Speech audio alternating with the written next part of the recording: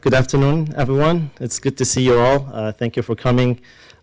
We are excited for this, to kick off this 31st Annual Senior Symposium Day with this keynote event. It's great to see you all. I would really like to start this event by a round of applause for our senior students, especially those that will be presenting their senior projects today, and thanks also for their faculty mentors. So thank you, guys.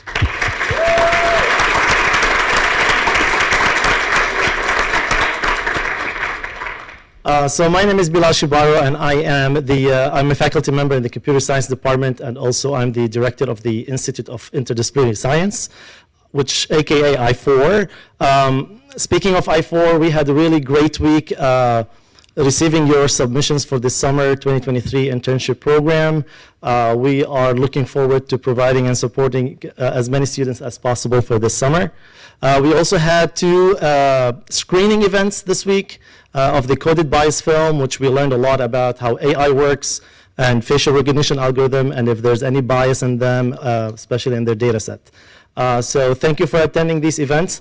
A couple of housekeeping things. This event is recorded, so it will be posted on our I4 YouTube page. It's also recorded via 360 camera, which is recording you all right now. So the best advice I give you is to keep smiling at all times. So the other thing is, I hope you scanned the QR code on the entrance to record your attendance. If you have not, you were also given a small piece of paper that has 2 QR codes. One of the QR codes is labeled as attendance, similar to the one outside, but the other one is for questions. I always encourage you to ask questions directly to our speaker, but if you'd like us to ask a question on your behalf, you can submit your question to that link, and we will read them at the end of the event. As 2023 holds a great promise for advancements in artificial intelligence, I'm excited to kick off our Senior Symposium Day with this keynote event within the theme of AI. Dr. Bradley Hayes joins us today from the University of Colorado Boulder. Dr. Hayes is a respected AI researcher who combines novel innovations in machine learning and artificial intelligence, developing techniques and algorithms to facilitate the creation of autonomous robots that can safely and productively learn from and work with humans. I'm glad that us as humans, we still have a role in the future. At the University of Colorado Boulder, he's an assistant professor in the Computer Science Department and the director of the Collaborative AI and Robotics Laboratory. He is also the Chief Technology Officer of the Circadence Corporation.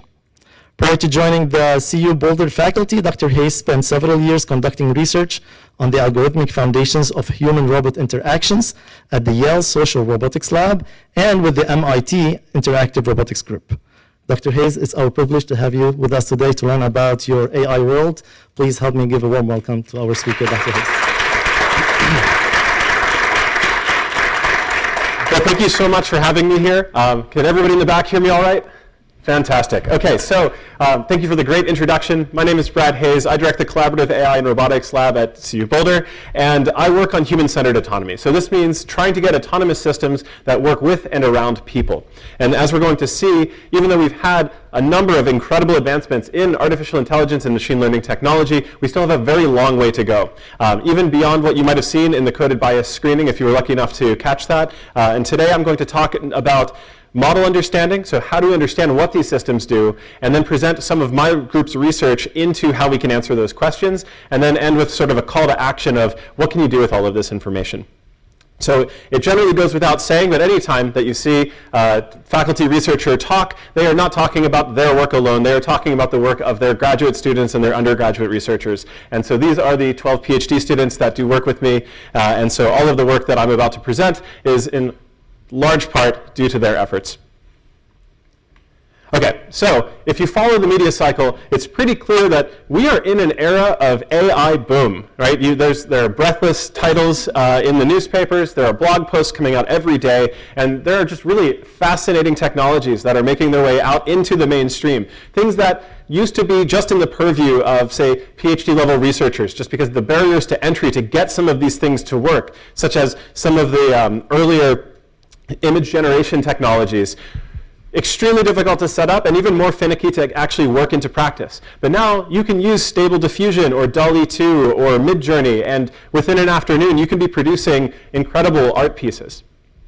Almost everybody in this room has surely heard of ChatGPT by now. Certainly it's taken the academic world by storm with concerns about academic dishonesty. What does this mean for the future of creative writing and any number of other industries? Microsoft just made a $10 billion investment in OpenAI to incorporate ChatGPT into Bing, their search engine. And of course we see other examples with AlphaZero out of Google's DeepMind beating the world champion Go player. So Go was a game that until recently was thought to be a very long way off in terms of getting computer superiority over humans.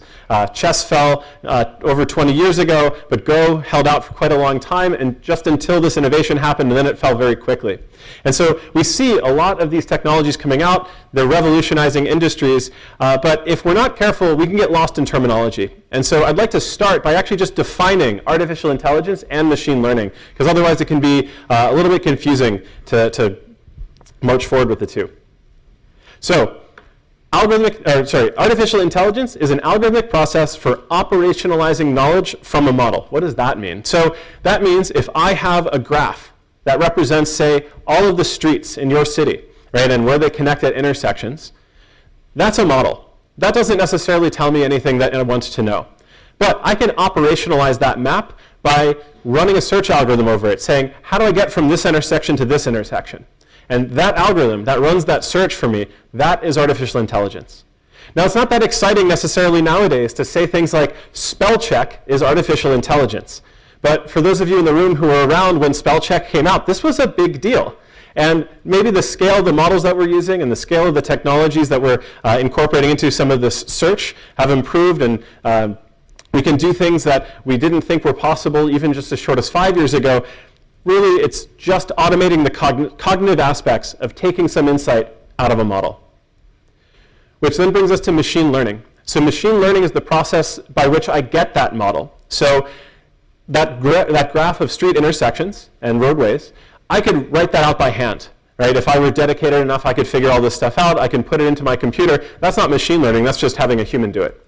But if I took a satellite image of the city and then I ran some computer vision algorithm on it to extract out the roadways and all these intersections and programmatically run this through a bunch of training examples, that's an example of machine learning where I'm building the model from data using some kind of technique. And now, importantly, the distinction here is that AI uses a model. That model could be learned from machine learning, or it could be provided manually, right? Whereas machine learning is just about providing that model. For those curious about how these kind of nest within each other, I would say that artificial intelligence is the umbrella. Within that is machine learning, and then a further subset of that is something called deep learning, which is just a specific type of model that we can use. And so for the rest of the talk, I won't really get into the specifics of which model that we're using, but suffice to say that certainly in most of the headlines that you're seeing, they are talking about deep learning models. There's nothing particularly noteworthy about these versus other ones in terms of their mathematical complexity. It's just a series of clever ideas done well with good hardware behind it. So AI and machine learning are everywhere, whether we recognize it or not. As you, again, saw in the Coded Bias movie, there were hints of AI and machine learning infiltrating a number of different industries. And if there's one thing that we can count on, it's as soon as there's an opportunity to profit off of some of this technology, somebody's going to try to introduce it into the marketplace and capture that. So we have examples of AI insurance, AI in medicine, right? So providing medical recommendations. We have AI and machine learning models that go into whether or not we should give people mortgages. We use it every day if we use Spotify or your Facebook news feed or TikTok or any of the apps that curate content for you. Google Translate uses computer vision models and language models together to translate signs in real time through the camera on your phone. And then lastly, in everybody's phone, if your phone is more recent than, say, 5 or 6 years old, there's AI and machine learning in your camera to make your images better. So eliminating the noise that crops up during dark light photography. So AI and machine learning are solving optimization problems, right? How do I get from A to B in the shortest amount of time? Or how do I build something that's able to take this satellite image and then extract this road network from it? And like every good doomsday scenario, whether it's Terminator or The Matrix, these are all optimization problems with runaway consequences because we didn't specify our problem accurately enough. I tell my autonomous car in the future to get me from A to B as fast as it can. And so it drives through fences, it crashes through houses, it disobeys every road rule imaginable. It gets me to my destination, the car is a wreck and I'm about to get arrested, but the optimization did find a local optima, right? It got me where I was going and it did exactly what I told it. And so a lot of what we need to work with within the AI and machine learning communities, especially around these autonomous systems that interface with our daily lives, is mitigating these unintended consequences. And it can be very difficult to figure out what those are going to be. And so as we build these systems, as we provide demonstration information for them to learn how to do what it is that we want them to do, the question that we need to be asking constantly is, did the system really capture my intent? Does this robot know that it should open the door to get out into the hallway because the door is closed? Or did it actually just learn that if this drawing is on my whiteboard, the door is something that needs to be open? And so when it goes to somebody else's office that doesn't have a drawing on their whiteboard, the robot just crashes into the door. And so these are not easy things to see before they actually happen. And so getting to this question about did the robot or did my autonomous system, did my model capture my intent, comes down to value alignment. And so value alignment is a relatively new field within artificial intelligence. And I say new not because it's something that people haven't studied before, but I say new because it's only become much more important recently as a lot of these technologies are maturing into practical application. And so value alignment in artificial intelligence is the practice of making sure that the systems we build are beneficial. And so we want to make sure that they are aligned with our values and our goals. Now, it's pretty difficult for us to articulate our own values and goals, let alone in a mathematically rigorous way. On the other side of this, though, the opportunity space is that we can herald in probably the most significant industrial and artistic revolution in human history by automating cognition.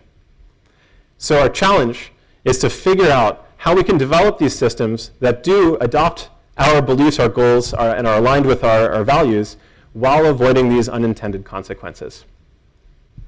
And so my group's research partially looks at how we can take human elements and put them into these autonomous systems to get them to do things that we want them to do while still avoiding these negative consequences that we can foresee.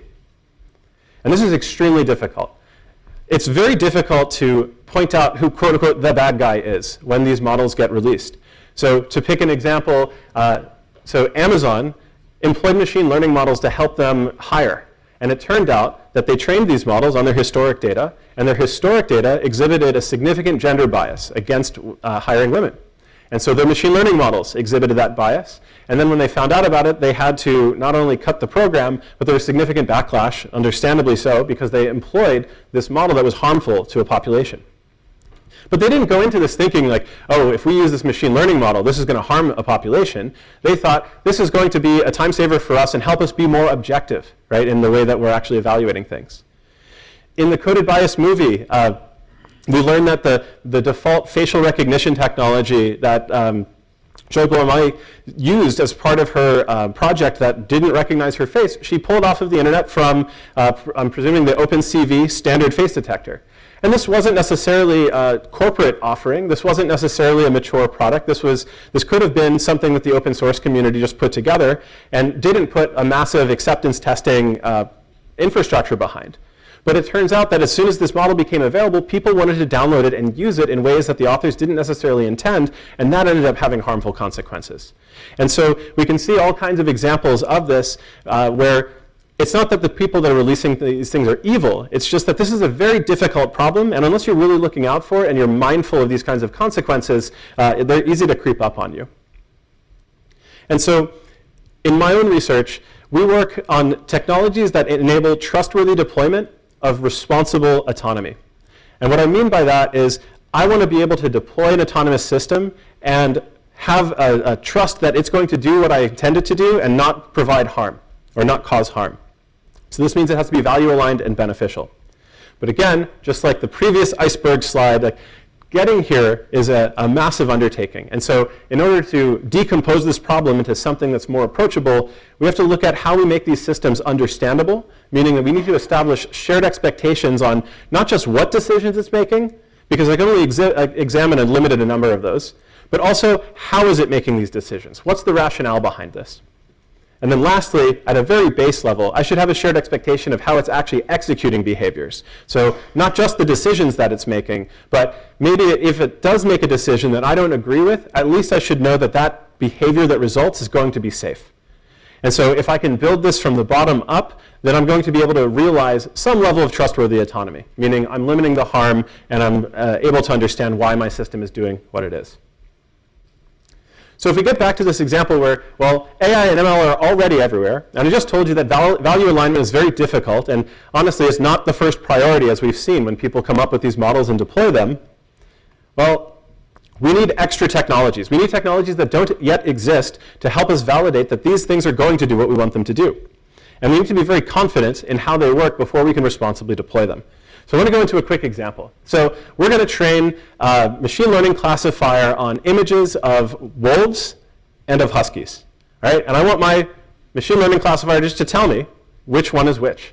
So I take an image and I put it in the box, and out of the box comes a classification.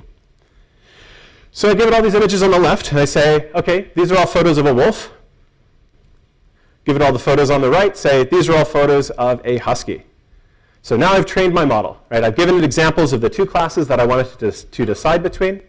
And when I put something in this, it's going to give me a probability distribution over the classes. So like I put an image of a wolf in, and hopefully it gives me a very high probability of wolf and a very low probability of husky. OK, so now I have a new photo. I'm going to put it into my classifier. And my classifier tells me that this is a wolf. Well, unfortunately for my classifier, this is actually a photo of a husky. And so if I just stop here and say, well, you know, can't get them all, that's not good enough, right? I don't know anything about how this system works. So I need to build tooling that lets me ask a question, why did you call this a wolf? What about this image, you know, are you associating with being a wolf? And so there are techniques that let us visualize some of the underlying features of the input image to figure out why it made its classification. And these pixels that are not masked out at the bottom, these are the ones that it's using to determine that this is a photo of a wolf. Well, like there's not a lot of detail here. So what's happening? Well, if I look at my training set, all of my photos of wolves have snow in it. And so the classifier very quickly honed in on the point, like, well, like wolves are very complicated looking. Right, there's like a lot of features there. There's subtle distinction between the ears of the wolf and the husky. It's much easier if I can just say, yep, there's a lot of white pixels in there which look like snow. And of course, the model doesn't tell us this. It's just finding, you know, the easiest path to discriminating between these two sets of data. Right? But based on the training set I gave, I didn't actually give it a good representation of these two classes of animal. Right? So I didn't give it the tools that it needed for this optimization to find me the right model. But I would never know that if I was not able to actually look into it. And so I can say, this model doesn't generalize. But model understanding goes well beyond just helping us understand when we can use something in different contexts. It also helps us make informed decisions. So let's say that we had a loan risk estimator, right? And we want to use this in our company to help people get mortgages or like improve our profitability on giving good mortgages. Well, if this person applies and we get high risk out, I don't know anything about that. There's nothing for that person to do. Right? There's no action item, and certainly the loan officer isn't going to then start looking at the model weights and say like, oh, well, you know, this one was high and this one was low, so like probably roll some dice and come back later. We can look at the actual model and see that, okay, well, so given this person's application, right, the probability that the model is going to classify it as low risk is going to go up as the time since, say, their last late payment on a credit card goes higher, right? So as they become less likely to have late payments, their risk is going to go down. And so then we can tell them, hey, come back in a couple of months, make sure you make your payments. And with that, we have something actionable, right? So again, it's not just some opaque system that's telling you, no, go away. But of course, just like we saw in the wolf versus husky example, we can also learn if we should trust our models, right? So there are different mechanisms that we can use to summarize the behavior of a model into something like a decision tree, right? So a set of conditions, like in this case, we can see, well, okay, so if the applicant ID is greater than 1,000, their credit score is less than 800 and the gender is not male, then we're going to say that they are high risk. And you should immediately look at that and say, what do, like okay, credit score, sure, but like applicant ID, gender, that doesn't have anything to do with somebody's creditworthiness. Why did my model hone in on these features? Why did the person training that model even give it these features? And it's not usually this straightforward. Sometimes you can get situations like this one in the middle, right? If a mailing address is in a particular zip code, that might be heavily correlated with a particular demographic, right? And so your model will find sneaky ways, right, to incorporate those patterns in the data that you might recognize fully are the result of a broken decision-making process from long ago that has been persisted, but it's very difficult to take that out of your system. And so it can be very difficult, right, to build trustworthy models. And because of that, we need this kind of tooling. We need to be able to explain why they're making these decisions. So Voltaire is generally credited with the aphorism that perfect is the enemy of good. And at least in human-robot interaction, good tends to have traumatic implications. You don't want your robotic surgery robot to be good. You actually want that one to be perfect. And so artificial intelligence and machine learning is starting to get good. So this is some footage from a DARPA competition a number of years ago. And here you will see that these robots are not doing that well, I would say. That one gave up. And so what's happening here is that the robots are using models that don't match the world that they're in. So in the first one that fell, it tried to grasp on to the valve, but it missed. And so when it tried to impart forces to twist that valve, there was nothing to counterforce it, and so the robot just tipped over and fell. Now, if you look at some of the great videos that come out of Boston Dynamics, we see that we're making a lot of progress on this front, but even these kinds of videos are mostly theatrical in that they did do the real work. These robots are actually autonomous, and they are doing parkour and Robot Ninja Warrior kind of maneuvers, but they're also fairly fragile. And so I also encourage you, anytime you see one of these clips get released, search for the blooper reel as well. Boston Dynamics is generally a good scientific citizen in this regard, and they release their blooper reels separate from these, and they're also just as entertaining as watching the robot do a good job. And so we can see videos like this, and we can see this progression, right, from left to right, and see like, okay, wow, we started and we were doing really badly, and now, like, look at these robots, they're synchronizing, they're going to do backflips twice for some reason.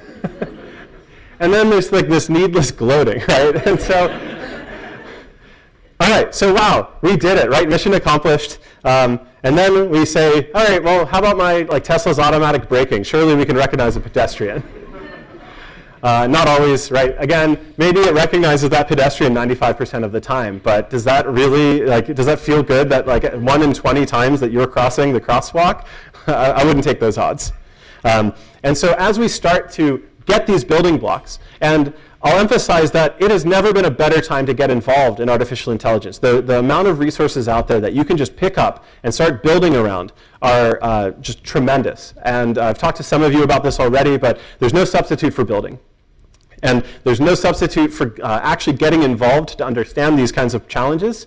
But we don't have to get limited by the fact that the underlying technologies aren't perfect. Right, so an example of a project in my group, we have a smart cane that's essentially a robotic walking stick for people with visual impairments. And we use this to do things that guide dogs can't. It's like find socially appropriate seating, or finding really any seating in public. Or on the right side here, helping people do manipulation tasks while they're grocery shopping. So all the cereal boxes feel the same. The current state of the art is generally to ask somebody for help, either in person or through a cell phone app called Be My Eyes, or any number of other ones that essentially video call you with somebody to help. And so we can give people more independent lives. We don't need this to be perfect. If this particular system gets them the wrong Kashi-Go box, that's disappointing and it's a little bit inconvenient, but the downside is fairly bounded. Likewise, if our smart cane navigates somebody to a chair that is maybe next to somebody else and they don't want to sit there, our downside is bounded. But if our smart cane leads somebody out into a highway, that's a problem, right? And so it's important to be able to look at these technologies, see how people actually use them by putting in the hands of the populations that you want to experience them, and then designing around that so you can have a more informed choice. Okay, so speaking of, I'm going to get into the first research project in depth that my lab has produced here for this talk. And so this paper was called Descriptive and Prescriptive Visual Guidance to Improve Shared Situational Awareness in Human-Robot Teaming. And the tie back to the theme of this talk is that we can make all kinds of robot algorithms that do planning and are much better than people. Right? We can come up with much more optimal plans than a human could on a much shorter time scale. So let's consider the problem of avalanche rescue. So avalanche has occurred. It's difficult to navigate this debris field. And you might have victims buried underneath the snow here, so you can't see them. Now, typically what you'll do with this is you'll have a beacon. Everybody who is out in the backcountry should have their beacon on. The ones who are not buried will turn theirs into receive mode from transmit mode. And now you have to go and search for them. And so you see these four people with the red backpacks on the right with probes digging down into the snow to try to find somebody who is buried. Now, this is a very time-intensive process, right? Especially if the debris field is as large as this one. And people generally don't have that long to live if they are buried under the snow. And so this is an opportunity for autonomy to help us. So in this work, we can envision a scene where you have rescuers, but you also have quadcopters that you can deploy from your backpack that are also equipped with these avalanche beacons. So the quadcopters can move quickly over large length scales, but they are not able to dig people out. And so you still need the human rescuer to fill in the capability gaps of the team. But this introduces a problem.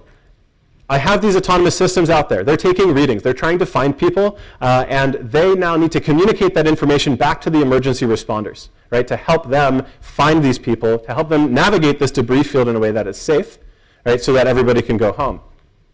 Why should I trust that model? Well, we know that having any kind of opaque action recommendation leads people to overtrust. So you can just very quickly search for entertaining examples like man drives his truck into a river after following Google Maps directions, and nearly 100 drivers followed a Google Maps detour and ended up stuck in an empty field. We trust technology too much.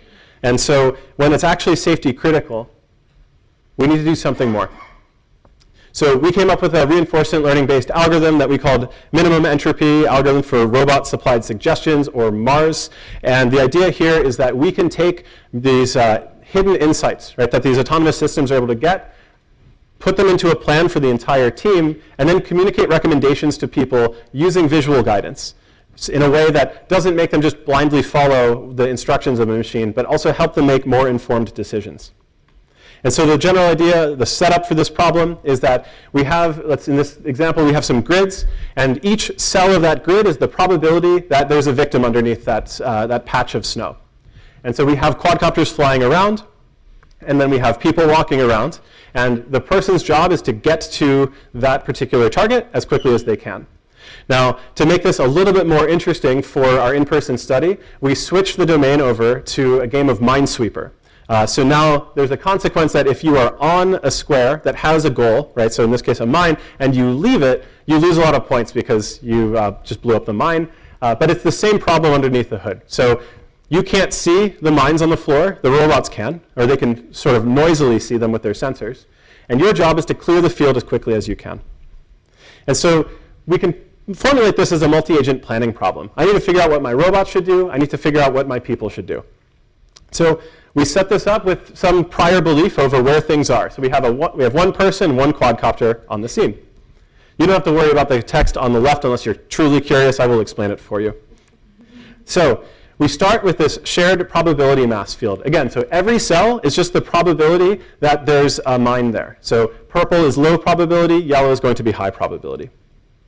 So the first thing we do is we solve for the robot's exploration plan. So looking at what information I have in the scene, where should the robot go to collapse that uncertainty, right? So if I have purple, that means I don't know anything about this. That means it's a 50-50 chance that there could be a mine there or not. And as a robot, I want to minimize the number of purple squares that there are.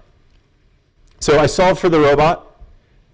I send my action. So I let the robot take a step. Robot moves.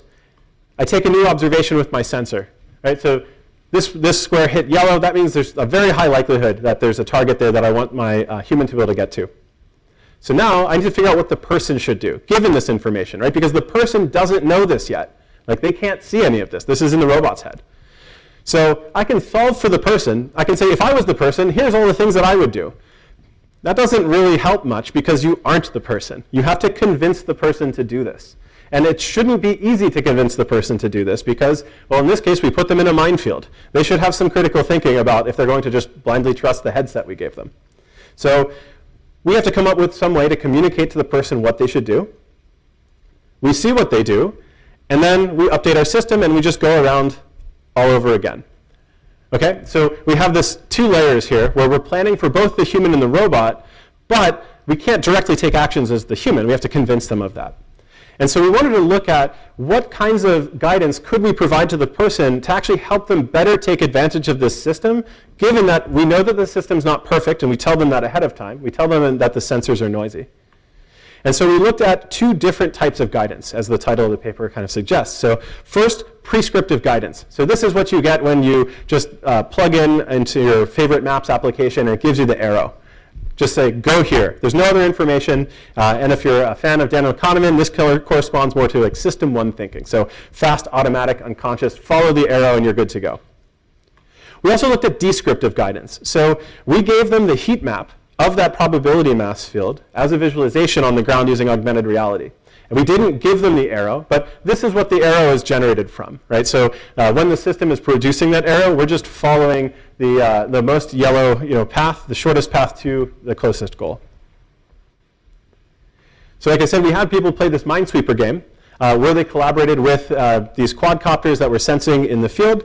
And so they were able to navigate. They had this field of boxes. You had to open the box that had the mines in it. There's no penalty to opening a box that didn't have a mine, but it did slow you down. And so we were rewarding people for completing these exercises faster. So we had a 3-condition within subjects design. So generally speaking, in human-robot interaction, or really any human-centered autonomy task, we need to validate this with people, right? Because we're trying to discover something more fundamental about human psychology as it relates to our interactions with autonomous systems. So we had these 3 conditions, and we ran people through different versions of our Minesweeper game. So we ran a statistical analysis on our data. We were looking at not only subjective measures of how people felt about the system, because that is important, but more important to us were our objective measures, in particular performance and compliance, or independence in this case.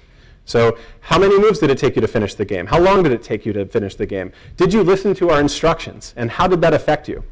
And we found in the subjective case that it turns out people like more information. One thing that was a little bit surprising to us was that the prescriptive guidance was not liked by anybody. Like nobody liked going through a minefield with just an arrow that they weren't sure they could trust. But people really liked having the heat map, and people did a lot better with both the heat map and the arrow because generally speaking, it's easier for us to verify if a plan is a good idea or not than to come up with that plan ourselves. We also found some interesting results with respect to compliance. So when we gave people this heat map and we exposed the decision-making rationale of the system to them, they didn't listen very much. But more importantly, them not listening didn't negatively affect their performance because that tells us they were making equivalent preference-based decisions, right? So they were able to make a choice about where they were going to go, and it still kept the same level of performance. And that's why this line on the right is more horizontal. It's showing us that the number of moves to complete is not necessarily correlated with our compliance rate. So at the end of the day, we found that giving people this visual guidance helped improve trust, interpretability, and task performance, but also maybe most importantly, empowered them to be independent, right? So they were free to bring in whatever latent information that they had that the system did not have access to, right, when making their decisions. So bringing this back to an avalanche example, the robot might not know anything about how safe terrain is to traverse. It just might know the shortest path to get to somebody. But the emergency responder probably does know something about that. And they can decide, well, yes, that looks like the shortest path, but that also looks dangerous. I'm going to go this other way. Okay. So next, I want to talk about using robots as educators, right? So can we use a robot or an autonomous system that is an expert at something to make a person better? So not trying to replace somebody's job, but rather train an autonomous system to expert, grandmaster level, whatever your domain is, and then pull insights out of that to help somebody get better at their craft. Maybe we don't trust an autonomous system to do this job yet. Maybe we never will. So as we know, learning from experience can be expensive. And you generally don't want to have to like see the downstream consequence of your action in order to actually learn that something is a good or a bad idea. And so we were trying to think about, well, what's the analog here with respect to reinforcement learning systems, where you have robots that are trying to learn tasks or autonomous agents that are trying to learn tasks, and then they behave in a strange way, right? It's a very strange thing to do if you're a rational agent to do this backflip into the kiddie pool. And so we start from this premise that humans are goal-directed and generally rational, and they're trying to maximize their expected reward over whatever scenario that they are in. And so if somebody's doing something that's a little strange to you, we can say that, well, all right, if we accepted that they're rational and maximizing the reward, they just don't have the same understanding of what the task is, right? Like they think they're doing the best possible job with it. And so if we translate this into more machine learning jargon, we would say that humans have a policy learning algorithm that generally works. Now, a policy is just think of it as a playbook that says, if I tell you the state of the world, you tell me what you're going to do at that moment. And so humans are very good at policy learning. And so confusing behavior just means I have a malformed policy, and a domain understanding just means I don't know what the actual reward is. Right? I have my own model of what it is, but obviously to this other person who's confused, they had a different one. So we were looking at how do we formulate this as a human-robot dyad, right, where the robot is watching the person, and when the person does something that's irrational to the robot has to figure out, like, what's the domain misunderstanding here? Because if I understand what our misconception is, I might be able to repair it. So consider these two grid worlds, right? So here I have a grid world where I have a 100 reward if I get to the top right, and 10 if I get to the top left. And this is my optimal path if I start in the bottom. And if you saw somebody do this, where they turned left in the middle and they went to the top left corner, you might say the only reason that they rationally do that is if they don't know that there's a 100 reward in the top right. Right? So like, that's a domain misunderstanding, that they don't know that this reward exists. Otherwise, of course, they would go and get it. And so what we do is we have our autonomous system watch the person do their task.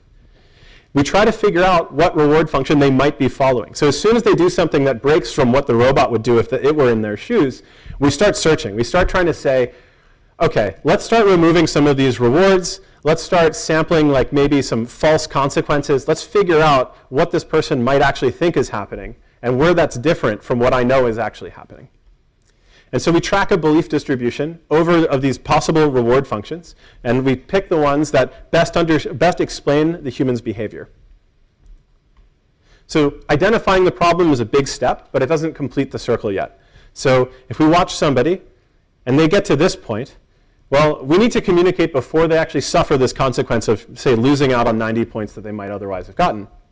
And so we have two options that we look at. So one of them is to just encourage exploration and tell them, if you do that, you won't get the best reward. And now they have to explore and they have to find it themselves. The other thing I can do is just tell them, like, if you do this, like if you go the way you're going, you're not going to get the best reward. The best one is in the top right. So I tell them where it is, but not how to get there. Right? So leave it to their exploration algorithm in their head to figure out the path. And so we know that people overtrust decision support systems when opaque reasoning is given. And so we figured that if we did this, people would kind of obsess over the reasoning of the system, especially if it was in a domain that wasn't quite this easy. So we had to come up with a game that was really hard for people but easy for robots. And so we called this one Real-Time Color Sudoku. So you can imagine a Sudoku board, but in this case you have colored blocks, not numbers. You and a robot are working on this game at the same time on the same board. So you can imagine playing Sudoku across the table from somebody. Every decision that they make is going to have a downstream consequence on decisions that you make. And there are no turns. So the robot's just going to keep going. And if this sounds stressful, it is. And that's why we do it. So we came up with this game, 6 rows. Each player had 3 rows to fill. You start from near to far. And there are no turns. You just go when you are ready. And so there are a lot of ways to fail at this game. So the rules that we had were you can't have the same color twice on any row. So clearly, like, the human has full control over that one. But then there's a neighborhood constraint, which says that no color can border itself.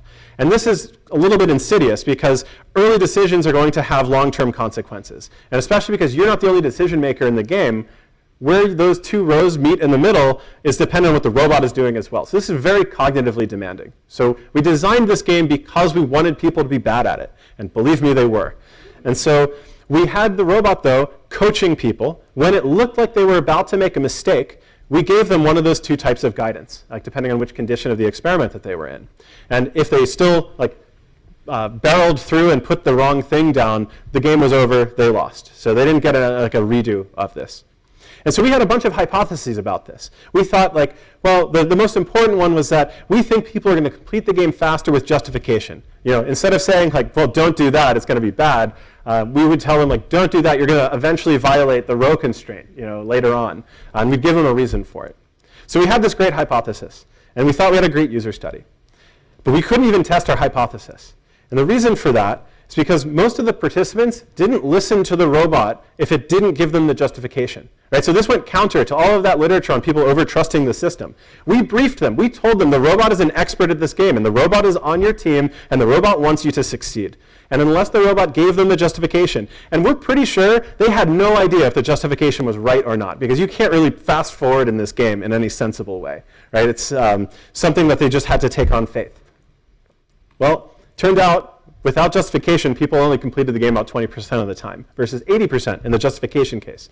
And in the justification case, some of the people said, well, I went through with my move anyway because I didn't hear the robot. And then one person said, I knew it was a human subject study, and I figured you were manipulating me.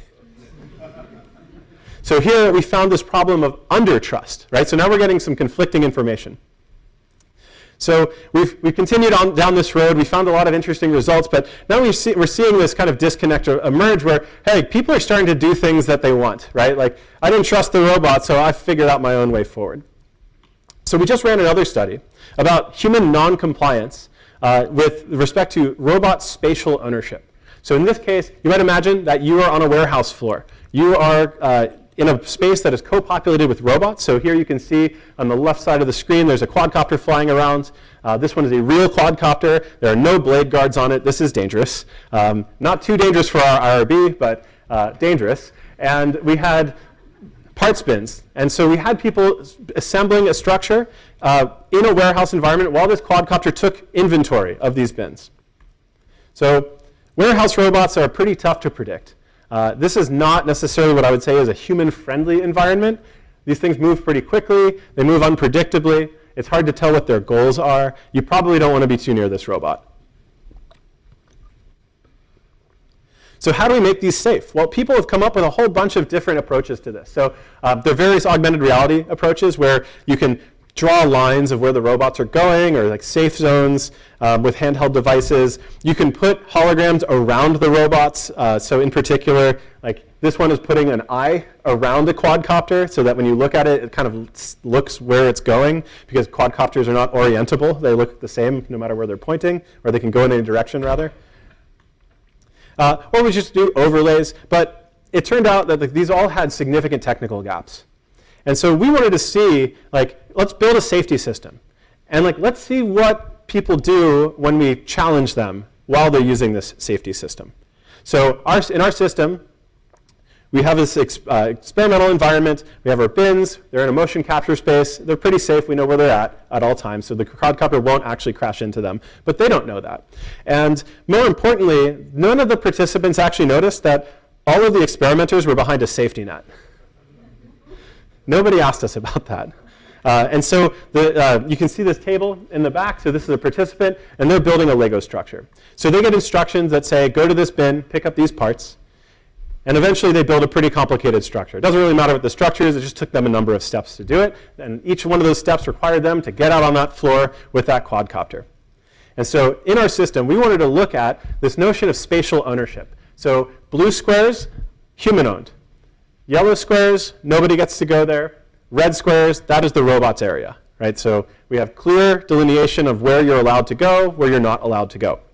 And when you wanted to go to a bin, you had to request it from the robot by making a gesture at that bin. And then the robot would cede some of its ownership to you. So here's what this looks like from the perspective of a participant. So if I want to go to bin 6, I can select it. The robot will give me a path, right? So it'll change its own ownership. The person double checks the instructions, goes out, picks their parts, and comes back. Now, this wouldn't be a very good human-robot interaction experiment if we didn't mess with the participant while they were out there. And so at one point during the experiment, everything is going very smoothly. We're tracking, by the way, how often are they looking at the quadcopter, like the flying knives that are like about head level, and like seeing how concerned they are about this. And then at one point, we have people go to the far bin in the far left corner, and then once they get out there, the robot flips the floor to block them, so they can't come home. And nothing happens, right? So like they can click on the interface and it doesn't matter. And we only had them standing there for about a minute and a half before we gave them a path home again. But people did really interesting stuff. So we briefed them beforehand. 3 times we told them, this is dangerous. You're not allowed to walk where the grid is red, like that is the robot's area. It can go there at any moment. Don't do that. And yet, 25% of the participants trespassed through the regions they weren't allowed to go to. And 55% of the participants assumed that something broke with the system and then tried to like mess around with it as if it like were actually broken. And so this is super concerning for us, especially when we look at some of these quotes from the participants. So I knew I was faster than it. So regardless of where I was going to go, I was going to get out of dodge. Unless you are in a car going highway speed, you are not faster than this drone. And then when there wasn't a path, I just figured like, well, I can see that it's safe, so I just overruled the system by walking back through it. And so what this tells us is that people dramatically overestimated their own sense of safety, and they excused themselves to violate the rules as soon as they couldn't clearly see why they had to obey the system. Now, if you're in an actual warehouse, and like the floor suddenly goes red and you step forward, that's kind of like if the railroad arms go down at the crossing and you're like, oh, I don't see the train right away, so I'm just going to park here. It's not a good idea. And so we found that, well, all participants felt safe during the experiment. We had 2 different conditions. One of them, the human and the robot were co-located out on the floor at the same time, and the other was a turn-taking scenario. So you still have to ask for permission, but the robot would go and land before it did that. Everyone felt safe. They were not. So this was an interesting finding for us. And we ended up coming up with these take-home points that have implications with deployment of these kinds of safety systems that we would have never gotten if we didn't actually put it into people's hands and then do these perturbations with them. So mostly, people vastly underestimate their own safety, and they're willing to sacrifice it in order to do whatever it is that they want to do. And the only reason why that holds is because they are wildly miscalculating how dangerous something is. So that's a problem for us. We have to educate people better, right, about the risks of these kinds of systems. And essentially, if we don't, people are going to put themselves in harm's way. And that is on us as the system designers. And then the last bit here was that the more intelligent people rated the robot in the post-study surveys, the less they actually paid attention to it during the actual trial. So if you want somebody to ignore your quadcopter while it's flying around their head, just tell them it's really smart. And apparently they will trust you. All right. So I think we are right about at time. I want to close with one thing. So related to coded bias, so one of the, or some of the scenes in there have to do with them going to the Senate and to Congress and testifying about things like facial AI recognition technologies and irresponsible uses of them in order to get legislation written around it. And I will say that right now we are in an unprecedented time where these technologies are coming out faster than they can be regulated, faster than they can be legislated, and even export controlled. How do you export control a matrix of numbers? We don't know that yet. But there are things that we can do to get involved. And the thing that I will say most is, if you do not get involved, if you, as somebody with interest and experience, aren't the person in that room, it's going to be somebody else without those things. And that is not what we want at all. And so my PhD student, Christine Chang, she completed a Colorado Science and Technology Policy Fellowship where she spent a summer at the state capitol doing policy research. Now, she is a computer science researcher. She, this past project with the warehouse safety, that was her project, right? She makes quadcopters do cool things. But she went to go do policy work for a summer. And the outcome of that was this bill, SB 22-113, that got passed in the Colorado legislature this past year, banning the use of facial recognition systems in state government use cases and establishing a task force to vet their use so that when agencies do actually want to use it, they have to go through expert panels and people actually have to vet the marketing claims that these companies are pushing to irresponsibly put these systems out there. And so I will tell you that if you do get involved, you will have impact. These systems were completely opaque to me, right, before we got involved in this way. But as soon as you do show that interest and you reach out to the right people, they will let you in and you will be able to make meaningful change. So it's not just building these things. Of course, building these things is a phenomenal way to get involved, and I encourage you all to do that. Like I said, the barriers to entry have never been lower. But also there are other ways to be involved and other ways to help get to the future with AI that we're actually looking for. And with that, I will take your questions.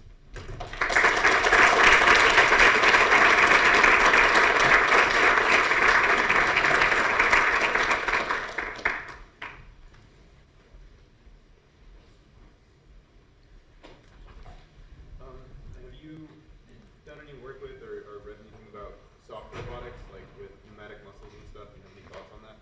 Yeah, so the question is, have I worked with soft robotics, and do I have any thoughts on that? So I have not worked directly with soft robotics, but my colleagues do. And so one of my colleagues is responsible for the creation of what's called the Hazel actuator, H-A-S-E-L. This is essentially a bag of mineral oil that you put electrodes on either side of, and you run a massive like voltage gap over it, and it causes expansion and contraction. And so these systems are really cool. You can put them in like self-healing plastics and whatnot, and because it's relatively simple to manufacture, you can do really cool stuff with it. I would say that making robots soft is one approach to making robots safer. That's sort of conceding the point of, well, the robot is going to hit you, so we might as well make it hurt less. And like you can laugh at that, and like that is really important, right? Like that's why we have airbags.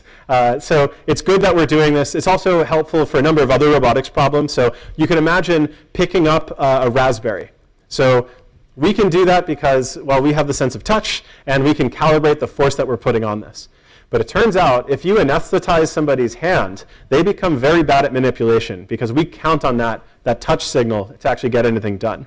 And so it's very difficult to manipulate fruit, for example, without crushing it, which, of course, negates a bunch of agricultural uses. So soft robotics definitely has a bunch of interesting places.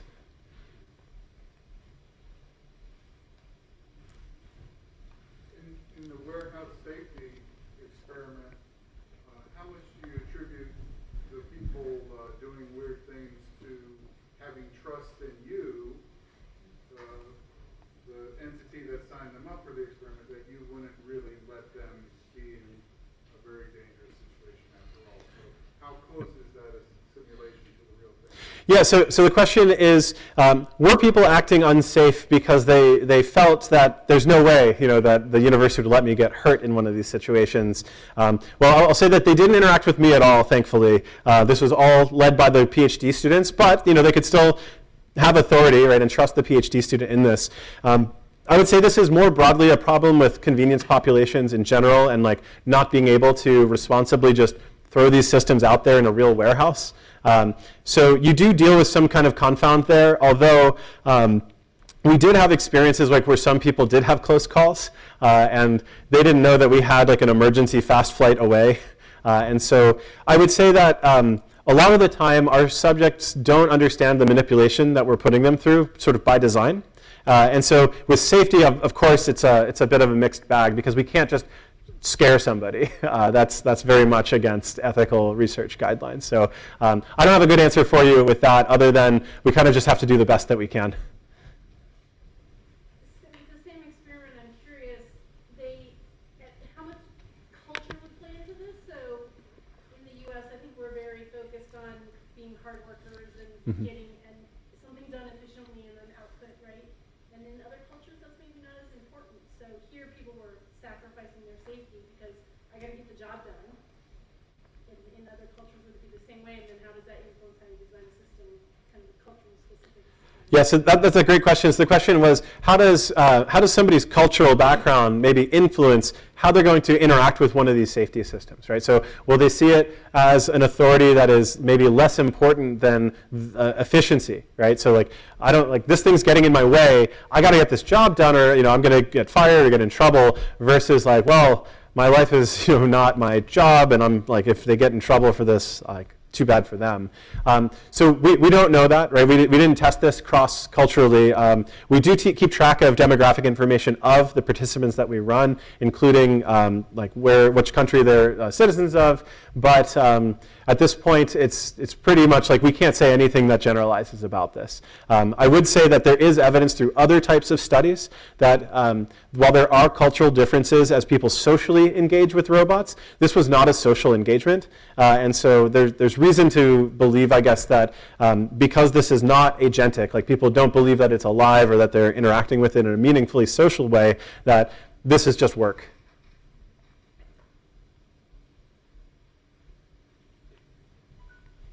When it comes to creating these systems and these data sets, at the time of creation, do you keep track of those models and that data in terms of a bad actor, like an unethical person from one perspective versus another?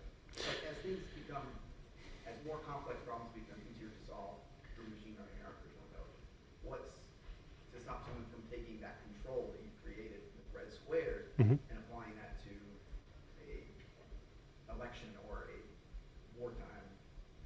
Right, so I think the question is, like, are we keeping track of malicious intent, right? Either during model creation. So when we run participants, sometimes we have to throw out people's data for non-compliance, right? Because some people show up, they want to get the Amazon gift card, but they also really want to mess with the robot or like mess with the system and kind of violate the rules. So of course we do track that. We don't include their data, and we generally aren't like releasing models for commercial consumption. However, your point is more, I think, that like, how can you control what somebody else is going to do with your model once you release it? And the answer is you can't really do much. And there's a decision that everybody kind of has to make in research when you're looking at funding about which funding sources am I comfortable taking support from. So National Science Foundation is pretty uncontroversial, but Department of Defense funders might be. And so some people draw the line and say, like, well, I will take Navy funding. I just don't want to work on something that's kinetics, right? That's like actually going to like hurt somebody directly. And the sort of the lesson, though, is that if you want to make sure that nobody can pervert your technology or use it for malicious intent, you just shouldn't release it. Somebody will find a way to do that because they will have enough time, and if they're motivated enough, you can't stop that. You could just do the responsible thing and document it, right? So if you're releasing a facial recognition model, document your training set. Document the conditions that it was designed for, how you analyzed it. Give whoever's about to take it a more informed perspective of it. Can you stop somebody from taking something and applying it somewhere it wasn't meant to? Not really.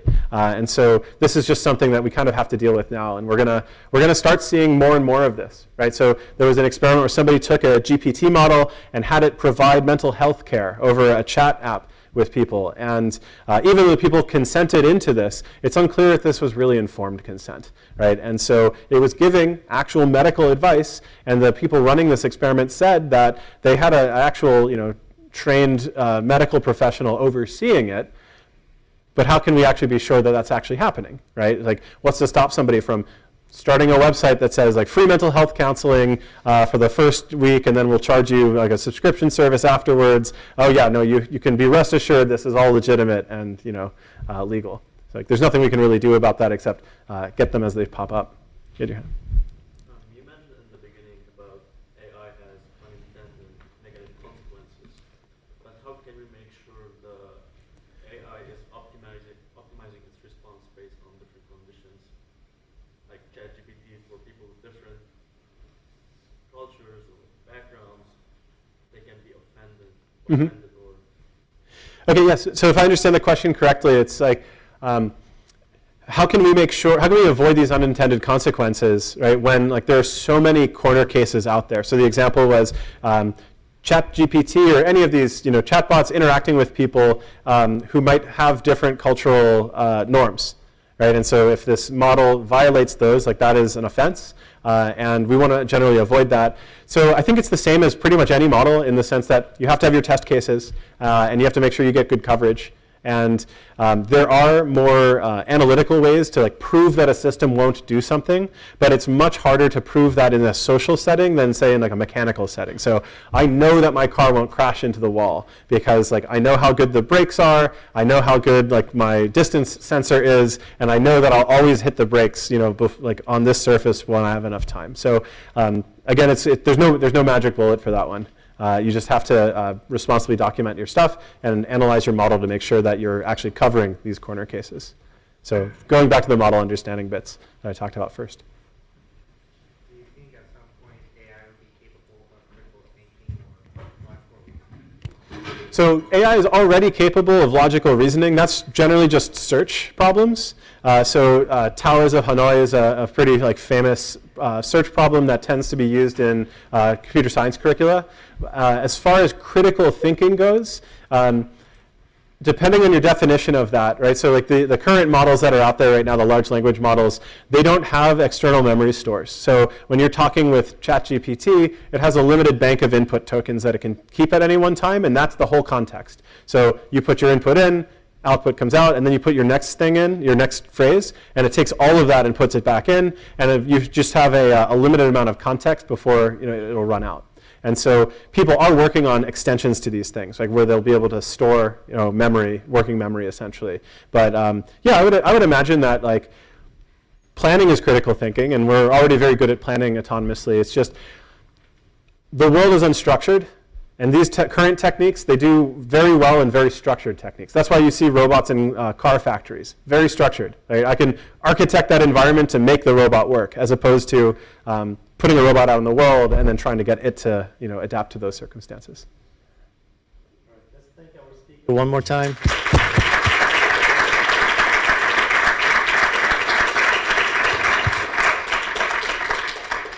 This is definitely an interesting topic that we can go on and on, but for the purpose of respecting everyone's time and to start senior project presentations on time, we had to stop here. But thanks a lot.